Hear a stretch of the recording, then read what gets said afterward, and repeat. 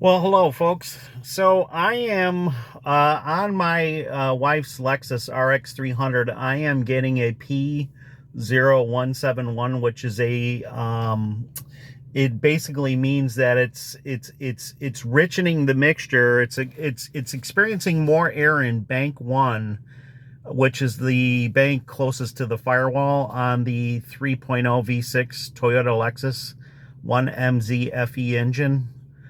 Same corporate engine used. Now, I am looking at some data here. Now, this is live data while the car is running. Now, if you see bank 1, sensor 2, I'm trying to interpret this because I just got this scanner, and I see a 0 reading, but I'm not sure if this car has a bank 1 sensor 2. Bank 1 sensor 1 would be that one's located right off the manifold in the back nearest the firewall. You access that through the bottom of the car. But then there's an oxygen sensor in the right before the catalytic converter in the stream. And God, that would mean you'd have to, no, there, I've not seen, I'll have to look at that again where that one is. But there's obviously bank 2 sensor 1 is in the front, right by the radiator, between the radiator.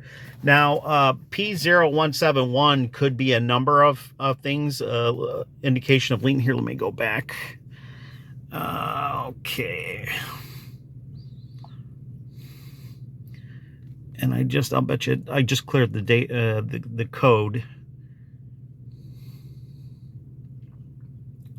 Yep. And it's at the P0171, which is system lean mixture detected bank 1. If it was P0172, I think it's bank, obviously it's the front one closest to the front of the car.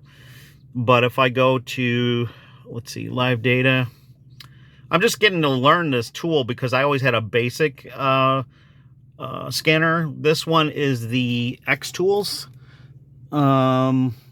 I really like this one. Got it off of eBay, off the actual XTool vendor. And it's got actuation test where I can go live data, freeze frame actuation test. Now this is a 99 Lexus RX300. And you're limited. I mean, it's ODBC 2, but you're limited. Now I can change, like if I go to injector volume, I can actuate a lot of the functions on here, but I'm sure newer cars have more. I'm just gonna say, yeah. So let's see. I've been kind of playing, and I can actually smooth out the idle. Let's go now. Let's see, fuel.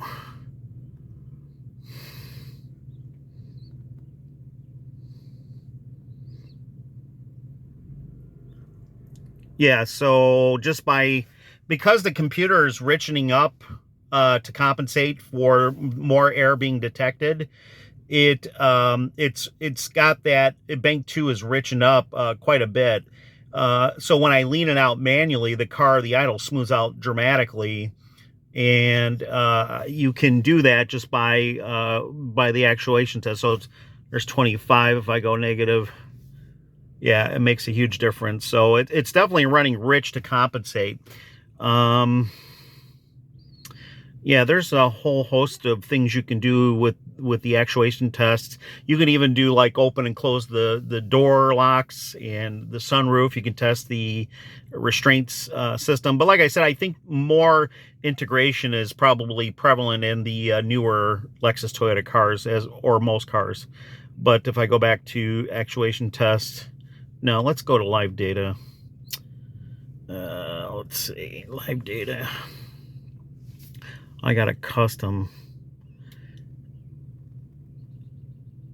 Actually, this one defaulted back. I was doing a custom view, but so let's see. Should be. Let's see. I'm gonna have to. Do I have to select these?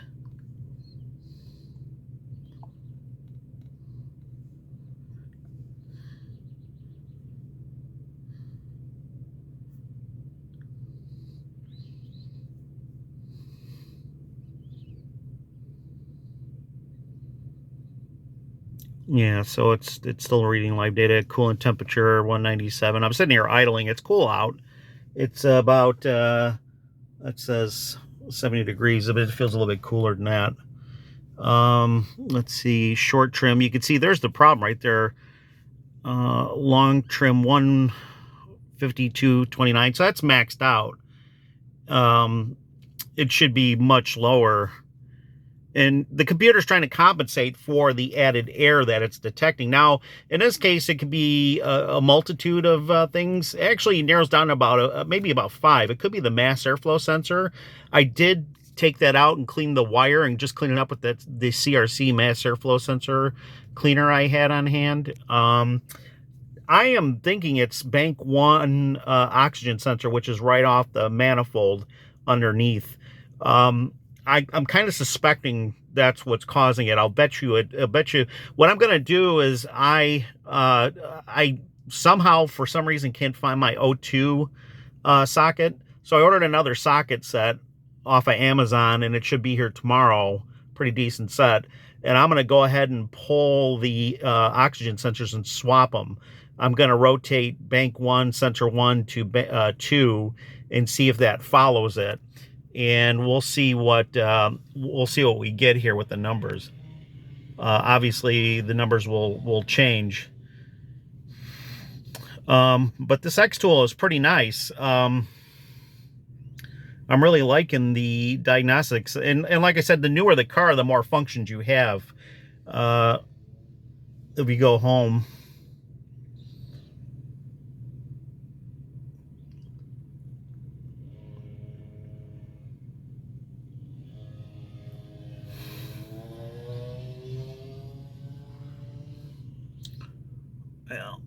sometimes what it does, and it may just be this particular car with its computer, it does sometimes seems like it gets hung up for a few minutes and it's kind of slow. I don't know if it's just pulling all the data and it's just slower because of the model year, but the initial diagnostic to set up was you kind of have to, you get to choose like the RX300. This is a 99. This is North America. I found out you have to select what it's designated for. So the car was designated for North America. If you select Japan, it doesn't. It doesn't. It just kind of hangs. You need to select North America for where the car was destined. But yeah, there's the failures. It's got an air conditioner failure code. But the air conditioner is running fine, perfectly fine. I don't get the immobilizer thing. I don't know what the error is. I'll have to read that, but there's no issue with the car starting or anything like that. There's no SRS codes. Let's see what else we get. That immobilizer one is pretty interesting because I don't know, maybe it's an intermittent or whatever, but the car never. I'm assuming immobilizer means the actual ring around the column for the key. We're detecting the chip inside the key, but it could be other aspects to it too. Like I said, I'm so used to using just a basic code scanner, like an Autel basic one, that just gave me the actual code that I had to look up. This is really sweet because I'm looking up, I'm able to do more in-depth diagnostics. I'm able to do actuation tests. Like I actually almost stalled the car by actuating the VVT, the variable valve timing, on bank 2 and bank 1. And you can test those, and that's the variable valve timing. Obviously, actuation can drop the idle and almost kill the car. So there's no SRS airbags. But again, this is the XTools scanner. I forget. I think this is the D5. There's a D7 that's a little bit more expensive. I'll have to look up the model number. I think I got the D5. It was about $300, about $320, $300 on eBay. I bought it about a year ago. Really, really interesting. It's pretty cool. But it gives the ability to even for an older car like a 99, it's a valuable tool. But I really think, let's see, boy, the idle is really rough. And it's rough. It's still in closed loop mode, which means that it is pulling data from the sensors. This issue is not tripping it to go into open loop, meaning it's just using a fixed, and it's not pulling any data. It's just using a fixed algorithm from the ECU. let's see. Okay, yep, there's your straight P0171s, current pending. Let's see. Let's see what this one is. Circuit on passenger side. So the solar sensor on the dash probably is malfunctioning. Oh, that's interesting. Okay. And let's see what immobilizer. Oh, look at that. Tooling system malfunction. So that's the, I don't know why that's in the immobilizer. I thought the immobilizer was dealing with the security of the key security and the, just the general security of the car. Anyways, I just wanted to give a demo of this tool also. It's like I said, pretty sweet. It's got, and if you want to look up more in depth of what the codes and just other general information, you can go. I'm sitting outside my garage and I can still grab my internet, but you can search Google just like anything. It's just like a little mini laptop. It's probably what is that, a 7-inch diagonal screen, 8-inch diagonal screen? But it's yeah, pretty nice. I like it a lot.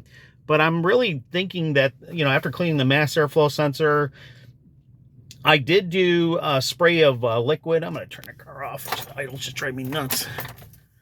I did do a spray of, got a water bottle and kind of sprayed around the intake and the ducting into the intake, the rubber duct, because that can often split on an old car like this as the rubber, but everything's, pretty solid. I mean, it's not a German car where all the rubber starts deteriorating after year 5. Everything's still like almost like it's still pliable and not cracked. So, but an air leak after the mass airflow sensor going into the manifold, like a crack in those ribbed rubber plenums that go to the throttle body. If those had a huge crack or an opening, that could introduce more air into the system and cause the computer to spit out a lean mixture code. So, yeah, I think what I'm going to do is I'm going to swap. Once I get my sockets in, I'm going to swap bank 1 with bank 2. So if it turns out to be the oxygen sensor, at least they're all broken loose, because I think these are the original to the car, and this car's got like 403,000 miles on it.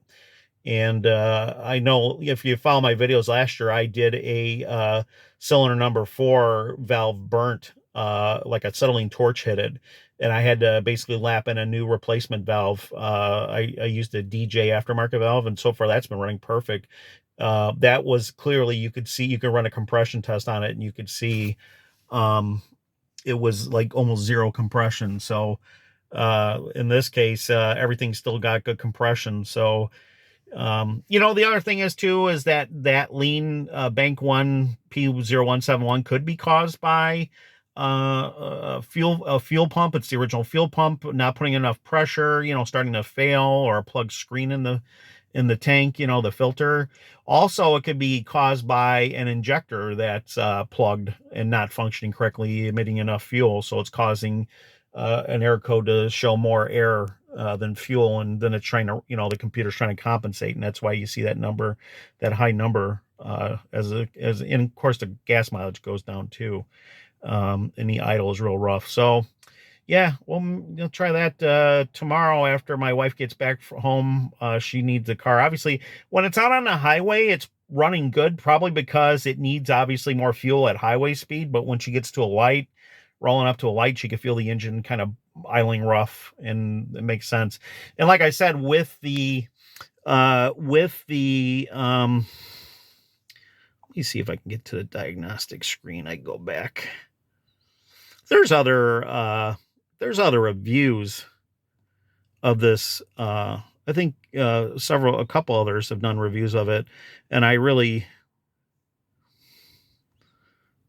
there's the main screen. So you get to the main screen, and if you haven't turned it on in like maybe a week or two or a while, it'll have updates here, and it'll push for updates, but it's on the wireless. Like I said, my router goes out pretty far. It goes out to the street. So I at least know that by my, just through other trials and errors. So, I got good signal strength, and, but yeah, that's, like I said, it's pretty pretty nice setup. It's the XTools, and I'll have to do a follow-up because this one, I looked on the forums, P0, sorry for the shaky camera, by the way, I'm holding the camera, my cell phone, so I apologize for that in advance. Um, the P0171 plagues a lot of these older Toyotas and Lexuses. It's pretty, identical. They use the same engine as 3.0. One MZFE engine was in the Camry, it was in the Highlander, it was in, a multitude of Lexus and Toyota products, and then it was replaced with the 3.3, then the 3.5. And obviously Toyota on the RX350 currently is using a 4-cylinder turbo. They're trying to get more fuel economy, and we're pretty much done with this year. We're back to looking for another car because of the fuel economy. But like I told my wife, right now it's getting horrible fuel economy because right now it's in it's detecting this lean code, so the computer's compensating by dumping a lot more fuel to compensate for it. So on the actual gauge, it's tied in with the computer system. Let me see if it'll. Yeah, now this car usually gets about 18 to 20 miles per gallon. It seems like when my wife drives it, not to scorn my wife, but I can always eke out a little bit more by babying the throttle, but she might drive a little bit more aggressively. But I could get about almost 20 to 21 out of this, especially on a highway when it's in tune and not having a code. But obviously this computer code is following either in real term, or it's just basically trying to throw up another signal that there's something wrong. The interesting, the actual lamp on the dashboard, the check engine lamp, is blown out. It's not because it's been on long. I think it's just age. Like I said, this car is a 99, and it's been an excellent car minus that torched out valve number 4 exhaust valve, but and I think that was just a fluke. I don't know. That could be of indicating that maybe an injector. That my concern is when you start running a car of this many miles, you might be dealing with injectors, and maybe it's just a good thing to replace them all. And I would do that in this scenario if we're going to keep the car. But now we're dealing with being an Illinois car, even though it's garage kept. She drives in winters. We're now, let's see, the car is 25 years old now. We're dealing with rust around the wheel wells, just some rust starting underneath the trim. The 99 through 2003 RX300 had those plastic body covers, and they kind of seal in the moisture and the salt, and it kind of goes to town and starts chipping away at the paint. And now we're dealing with some rust back there. So it's about we're done with it. We want to find like maybe a 2018, maybe a 2016 through 2019 NX200T, NX300 T. And I think that would suit her perfectly well, because I think with the 4-cylinder, she's got the best chance.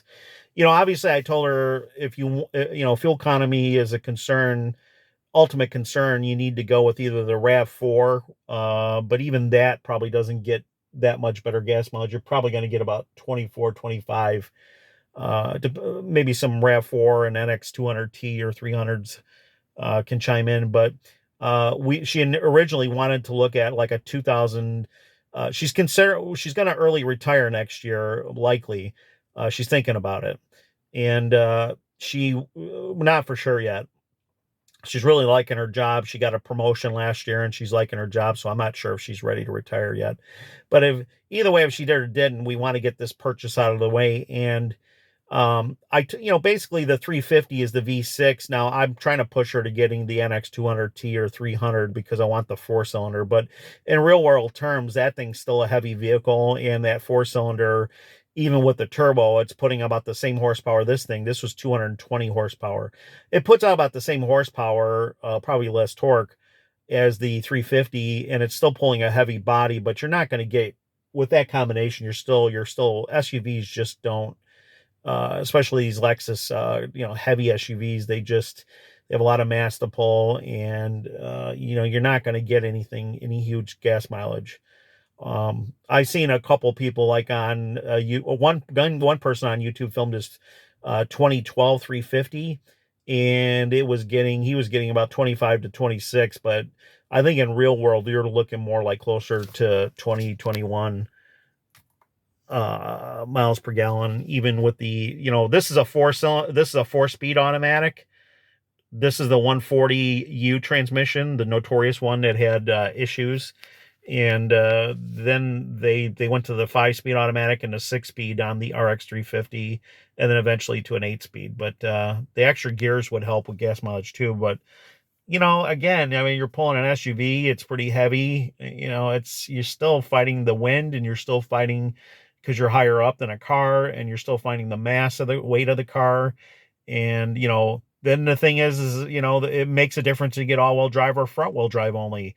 I see a lot of them used with front-wheel drive in the warmer states because most people don't consider all-wheel drive necessary because they don't live in like the Rust Belt or snowy states. But here in the Chicago area, and I'm sure around this, like Wisconsin and all that, most of the dealers that order stock cars for ready, immediate delivery for their lot are ordering all-wheel drive. You very rarely here in the Midwest come across them with front-wheel drive only, but front-wheel drive will save you about 2 to 3 more miles per gallon because it's got less, resistance of pulling, driving all four wheels, and just the added drivetrain and all that goes along with it. The parasitic drag is what it's obviously referred to. So, if you don't need all-wheel drive, don't get it because you save a lot more with just front-wheel drive, 2 to 3 more miles per gallon. And it comes in handy when you're going on those long trips. Less Phillips overall. I don't know. In real world, it probably doesn't make that big of a difference. It's the same argument between premium and regular unleaded. Premium is $1 more per gallon, and people think, it's costing them a fortune. But when you really break it down per tank full over a year, it really doesn't equate to that much for cars that require premium. And that's what we're dealing with that NX200T, and the later it changed to the 300T, is it does require premium. Whereas this car runs on regular 87 here in Illinois, the cheapest octane. And my wife had a concern about that. And when I broke it down in the math about how many fill ups, if she filled up once or twice, even a week, because she does travel with her job right now, it's really not making a big impact. But people always thinking psychologically, you're spending $1 more per gallon. So if you're filling up a 15, 16, 17 gallon tank, it's $17. So in your mind, but when you do the math, it's not a huge difference. But it's sure nice to have a car that runs on regular unleaded. But some of these cars are tuned. These smaller 4-cylinders are tuned to run on premium to get the maximum horsepower and efficiency out of them. Okay, sorry for the long video. I just wanted to give a little demo, and if somebody wants to chime in, this code is got so many possibilities. There's really no way you can narrow it down on YouTube or anything else. You have to pretty much trial and error it. If you usually go for the mass airflow sensor, then you check for air leaks, like open gaskets, or like I said, open cracks in the plenum, or vacuum tubes that are off or cracked or broken as the car ages. That's what you really want to look for first. That's the cheapest, and without replacing parts you don't need. But it could be several things. So anyways, I'll do an update video and let you know what I find. Thanks.